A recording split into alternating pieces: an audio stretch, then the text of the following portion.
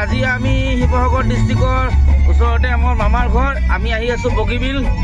আমাৰ দল সন্ধিয়াৰ পৰিৱেশ এতিয়া আন্ধাৰ হৈছে আমি বগীবিল আহি নাইটৰ পৰিৱেশ দেখিছেনে ইমান ধুনীয়া এটা ৰোড আৰু এয়া আহি আমি বগীবিল দলং পাইছোঁহি আৰু মানে ৰাতিৰ পৰিৱেশ কিন্তু সঁচাকৈ অলপমান বেলেগ লাগিছে আপোনালোকে চাই থাকিবচোন ভিডিঅ'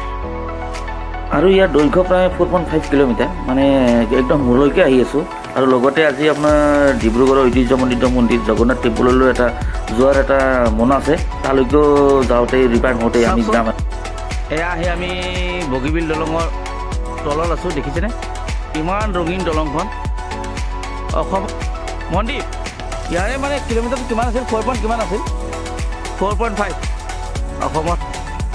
চাচোন কিমান মনোমোহা পৰিৱেশ লাইটিং দেখিছেনে ইমান ধুনীয়া লাগিছে ইমান ধুনীয়া এটা পৰিৱেশ আমি ব্ৰিজৰ তললৈ আহিছোঁ ব্ৰিজৰ তলততো আপোনালোকে আহিলে একদম এটা ধুনীয়া এটা পৰিৱেশ দেখা পাব আমি এয়া আৰু সেইখন আমাৰ দেখিছেনে অকণমান অকণমান জুম লোড কৰি দেখাম সেইখন এখন ৰিজৰ্টখন নাম নাজানো কিবা কৈছে পাহৰি গ'লোঁ দেখিছেনে